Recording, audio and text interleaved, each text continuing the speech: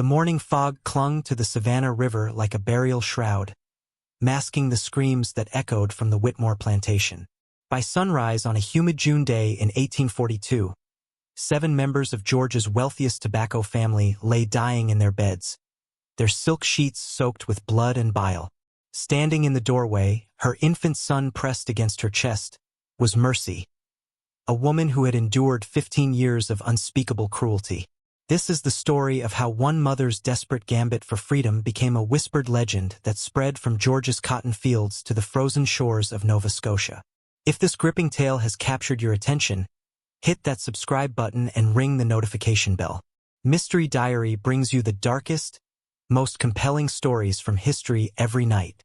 The tobacco leaves hung heavy in the Georgia heat, their sweet poison scent mixing with the acrid smoke from the curing barns. Mercy pressed her palm against the rough wooden wall of the slave quarters, steadying herself as Master Whitmore's words echoed in her mind like a death knell. The boy goes to Charleston on Thursday. Henderson's paying good money for healthy stock. 3 days. She had 3 days before they would tear Samuel from her arms, just as they had torn her from her own mother's embrace 20 years ago. The cycle of separation, as inevitable as the harvest, as cruel as the whip. Mercy had endured 15 years on the Whitmore plantation. She'd survived the overseer's lash, the mistress's jealous rages, the young master's wandering hands. She'd learned to make herself invisible, valuable enough to avoid the auction block but never so skilled as to draw dangerous attention.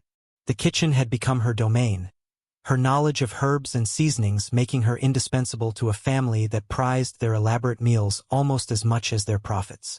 But Samuel had changed everything. Born 8 months ago after a violent encounter she tried to forget, he was the first thing that had ever truly belonged to her. Not legally, nothing belonged to property, but in the way that mattered. His tiny fingers wrapped around hers, his milk-sweet breath against her neck as she rocked him to sleep after 18-hour days. He was hope incarnate, the future she'd never dared imagine. Now that future was being sold to pay Master Whitmore's poker debts. She'd overheard the conversation through the parlor window while serving afternoon tea. Henderson from Charleston, known for working children to death in his rice fields. "They're hardy at that age," he'd said, examining Samuel like livestock. "Start them young, break them early." That evening, as she foraged for wild herbs to flavor the next day's stew, Mercy's eyes fell upon a cluster of plants growing in the shadow of the old oak tree. Deadly nightshade, her grandmother had called it, back when she was young enough to learn such things. Beautiful purple flowers hiding berries black as midnight, sweet as sin, fatal as freedom. The knowledge came unbidden. How much would kill, how much would merely sicken, how to extract the poison without leaving a trace.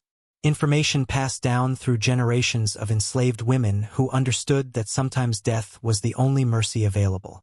For 2 days, she gathered the berries in secret, hiding them in a gourd beneath her thin straw mattress. Each purple-black sphere represented a choice, a door that, once opened, could never be closed. At night, she held Samuel close and whispered stories of a place where little boys could grow up free, where mothers and sons were never separated, where the color of your skin didn't determine your destiny. On the final night before the trader's arrival, Mercy didn't sleep. She sat in the darkness, Samuel breathing softly against her chest, and ground the nightshade berries with a smooth stone she'd pulled from the river. The juice stained her fingers purple-black, marking her as surely as any brand. By dawn, she had enough poison to kill everyone in the big house twice over. The morning star was fading when she finished, the extract hidden in a small vial tucked between her breasts.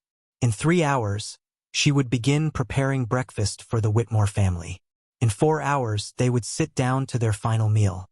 And by noon, if God showed mercy to the merciless, she and Samuel would be running toward a freedom that could only be purchased with blood. The kitchen came alive before dawn, as it had every morning for 15 years. Mercy moved through her routine with practiced efficiency, her hands steady despite the vial of death pressed against her heart.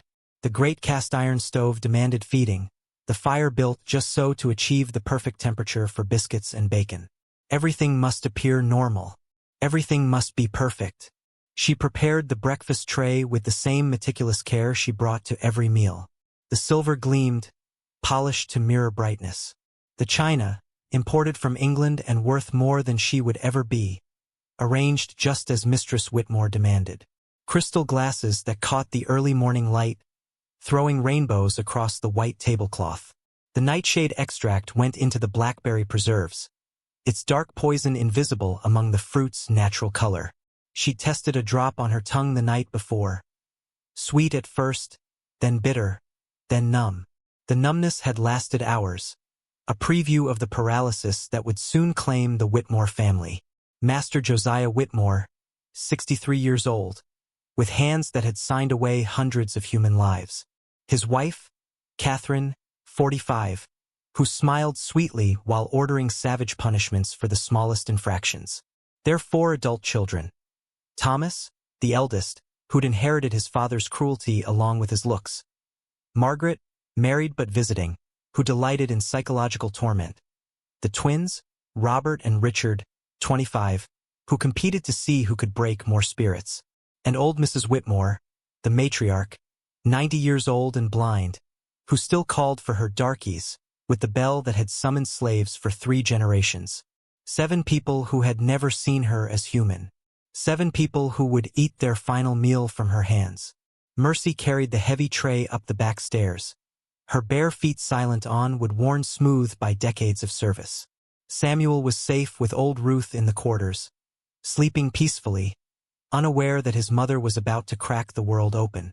The family gathered in the dining room as they always did, Master Whitmore at the head of the table, newspaper already open to the commodity prices. Cotton was up, tobacco holding steady, humans selling for record prices in Charleston. Mercy! Mistress Whitmore's voice cut through the morning air. The preserves. Don't forget the preserves. Yes, ma'am. Mercy's voice betrayed nothing as she spooned the poisoned blackberry preserves into the crystal serving dish.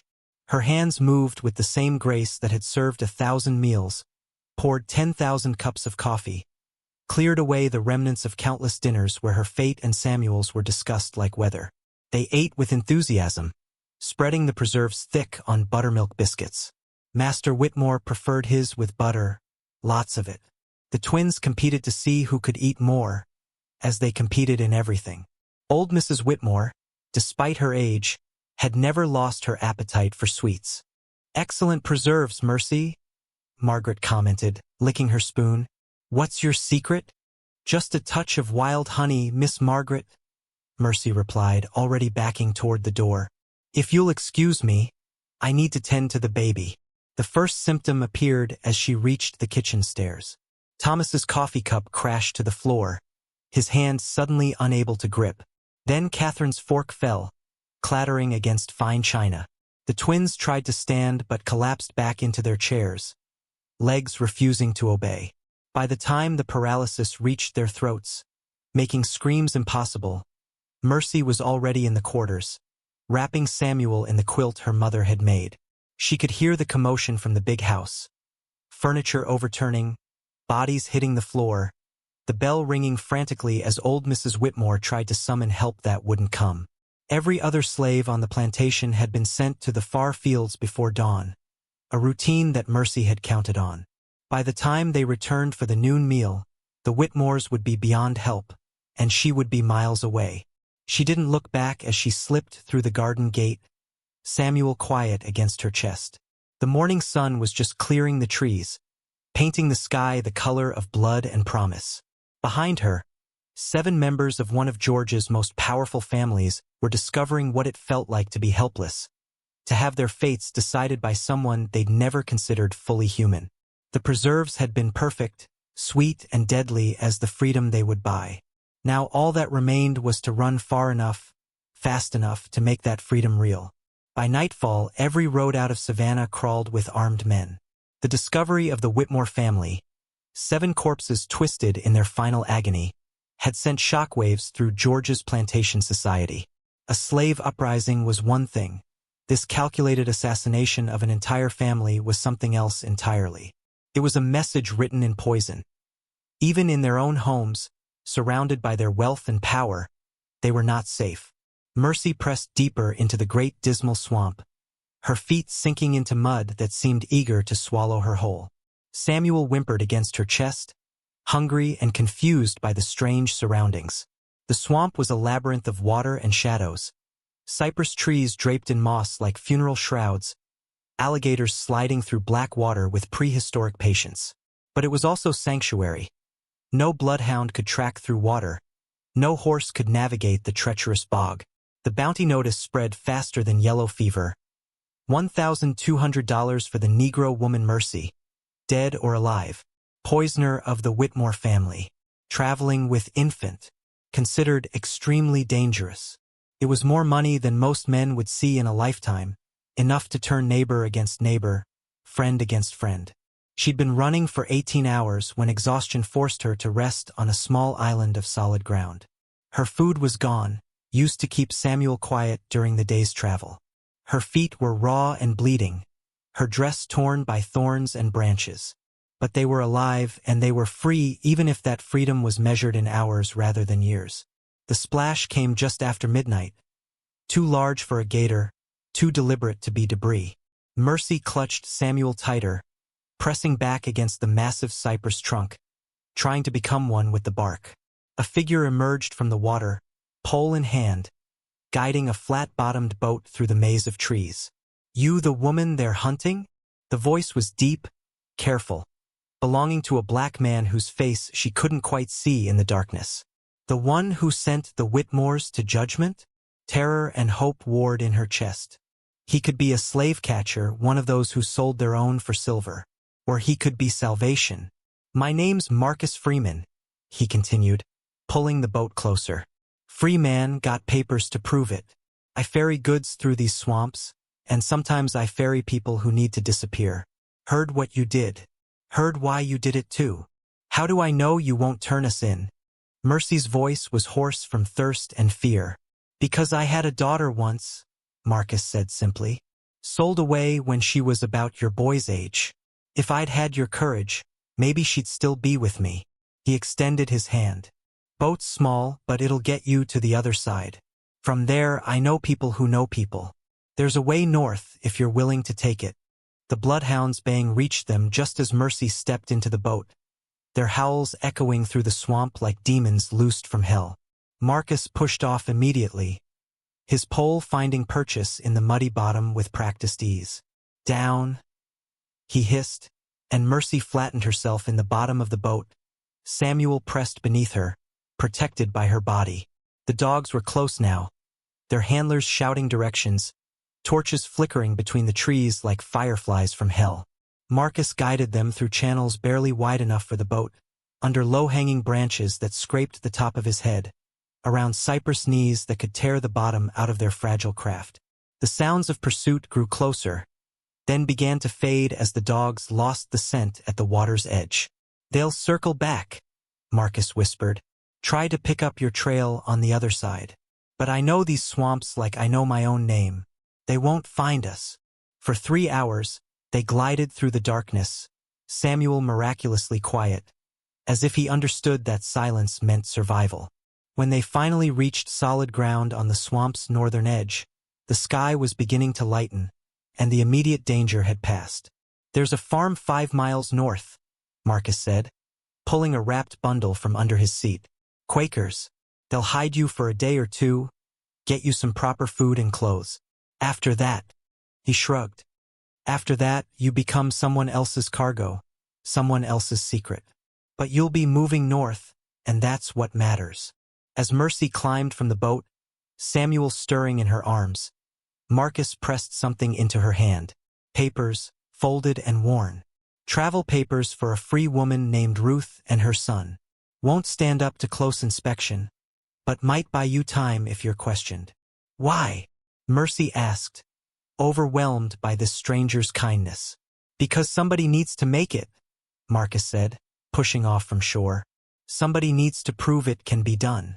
Maybe you'll be the one who does." As his boat disappeared back into the swamp's embrace, Mercy turned north, toward a future that was uncertain but her own. Behind her, the greatest manhunt in Georgia's history was just beginning.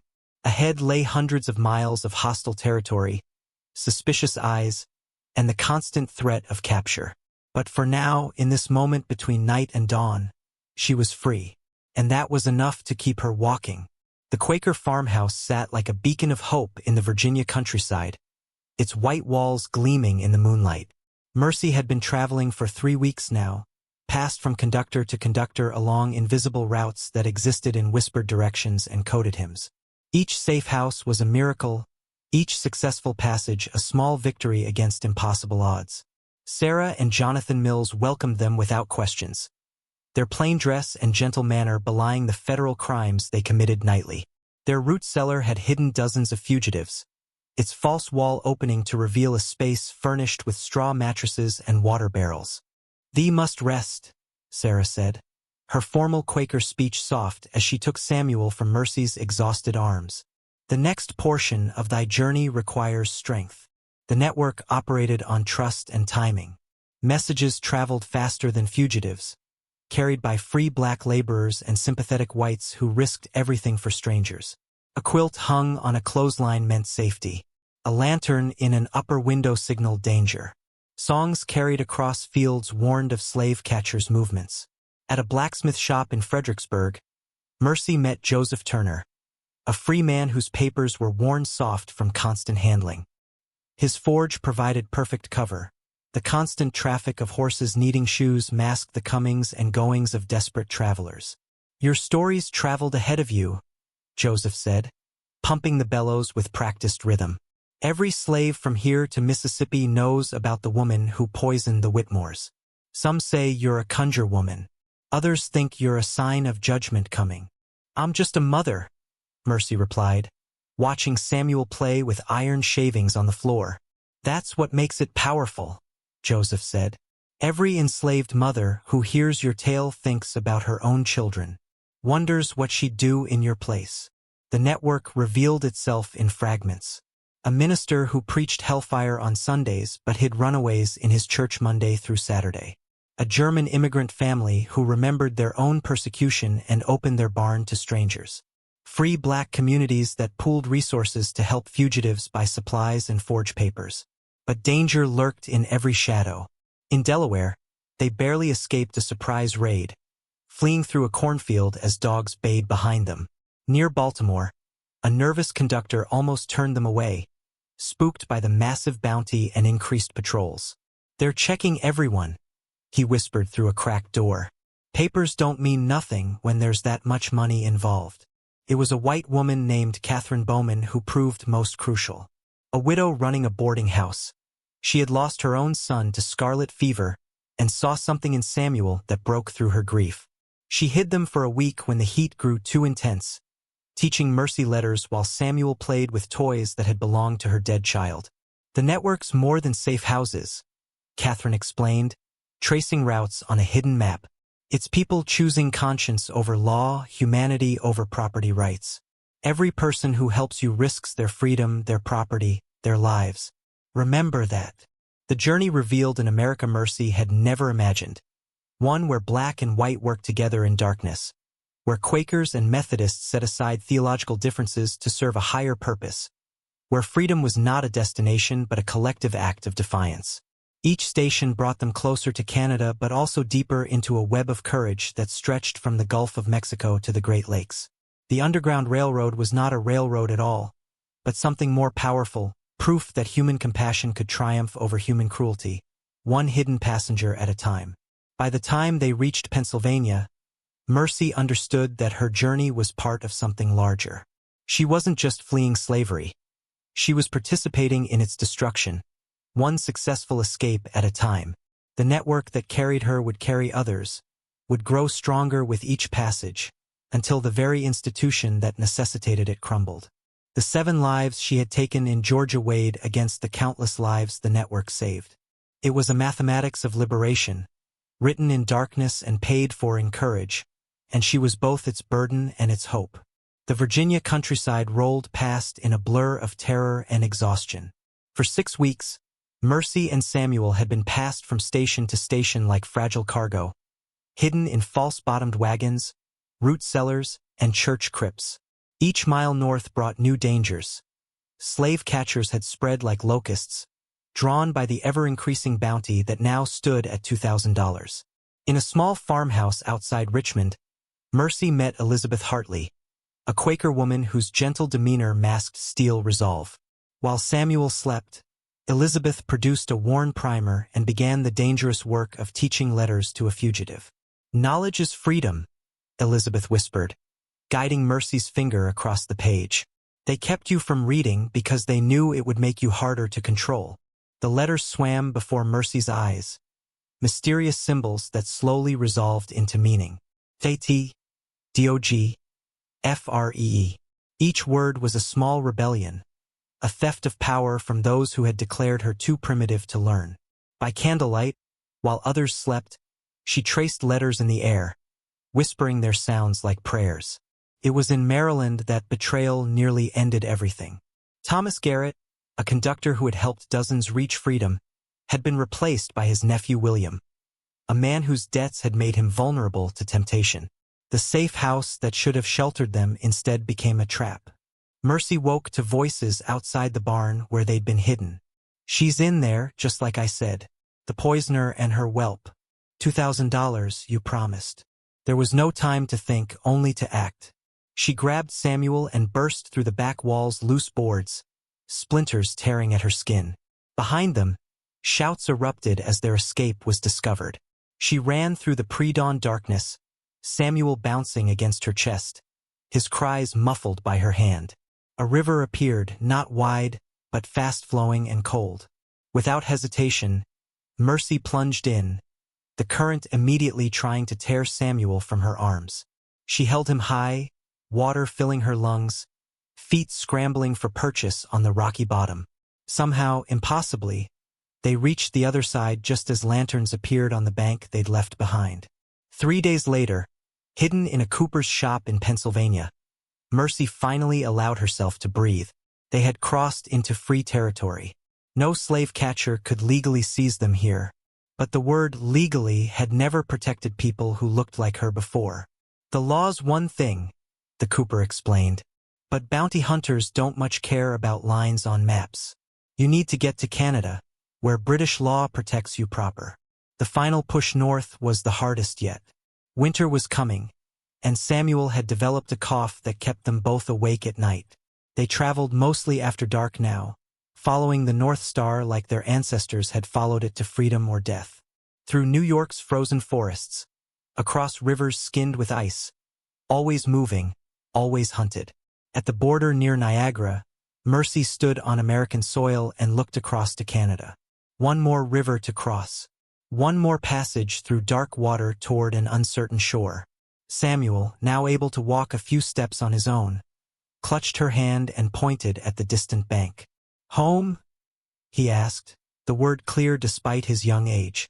"Yes," Mercy whispered, tears freezing on her cheeks. "Home." The Halifax harbor stretched gray and endless, its cold Atlantic waters so different from the muddy rivers of Georgia. Mercy stood on the dock, Samuel's hand warm in hers, watching ships arrive from around the world. They had been in Nova Scotia for 6 months now, long enough for the constant fear to fade into a dull ache, long enough to begin believing they might actually be safe. The African Baptist Church had become their anchor. Built by refugees like themselves, it stood as proof that life could be constructed from the ashes of bondage. The congregation had embraced them, finding Mercy work as a seamstress and ensuring Samuel had warm clothes for his first winter of freedom. But freedom came with its own burdens. In the quiet hours before dawn, when Samuel slept peacefully in their small rented room, the faces of the Whitmore family visited her. Not as the cruel masters they had been, but as human beings whose lives she had ended. 7 people, including old Mrs. Whitmore, who had probably never held a weapon more dangerous than her summoning bell. "You did what you had to do," Reverend Clayton told her during one of their conversations. He too had fled north, though his escape had required only courage, not killing. "But that doesn't mean you can't mourn the necessity." The guilt was a living thing, coiled in her chest like a serpent.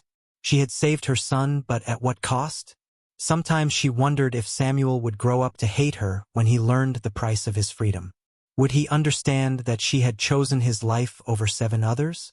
Would he forgive her for making him the son of a murderess? As years passed, the story of the Whitmore poisoning spread through the underground networks that connected enslaved communities across the South. Details shifted with each telling. Sometimes she had poisoned 10 people, sometimes 20. In some versions, she was a root woman with mystical powers. In others, a wronged lover seeking revenge. But always, at the heart of every version, was a mother who refused to let them take her child. The truth was simpler and more complex than any legend. She was just a woman who had reached her breaking point, who had chosen violence because all other choices had been stolen from her. Samuel grew strong and bright in Halifax's cold freedom. At 5, he was reading better than many adults. At 10, he was helping other refugee children with their letters. At 15, he spoke of becoming a teacher, maybe even a lawyer, professions that would have been impossible dreams in Georgia. "You saved me," he told her one evening, after learning the full truth of their escape. His eyes, so like hers, held no judgment, only understanding. "You chose me over everything else. How could I hate you for that?" The refugee community in Halifax grew with each passing year. Ships brought new faces, new stories of escape and survival. Some had run through swamps and rivers as she had. Others had hidden in boxes, been smuggled in ship holds, or simply walked away one day and never looked back. Each story was different, but all were bound by the same thread, the human refusal to accept bondage as destiny. Mercy became an elder in the community, teaching newly arrived women to sew, helping them find work and housing. She never spoke publicly of the Whitmore poisoning, but everyone knew. She was the woman who had done the unthinkable and survived. Her presence was both comfort and warning, proof that freedom was possible, but that its price could be terrible. On her 70th birthday, surrounded by grandchildren who had never known chains, Mercy finally allowed herself to answer the question that had haunted her for decades. Was it worth it? 7 lives for 2? A family destroyed so that her family could survive? She looked at Samuel, now a respected teacher with children of his own. She thought of his students, learning in freedom, growing up with possibilities she could never have imagined. She considered the letters from former slaves who had heard her story and found courage in it, who had chosen resistance over submission, flight over acceptance. The answer came not in words but in the laughter of her grandchildren playing in the snow, in the sight of Samuel's name on his university diploma, in the knowledge that the Whitmore line had ended but hers continued. Freedom had demanded a terrible price. But watching her great-granddaughter practice writing her name, Mercy, named for the grandmother who had refused to let history repeat itself, she knew she would pay it again. Some prices were too high to calculate, some choices too heavy to judge. But in the end, when the ledger of her life was tallied, love had outweighed everything else. A mother's love, terrible and beautiful, had broken the chains that bound them, and that, perhaps, was worth any price at all.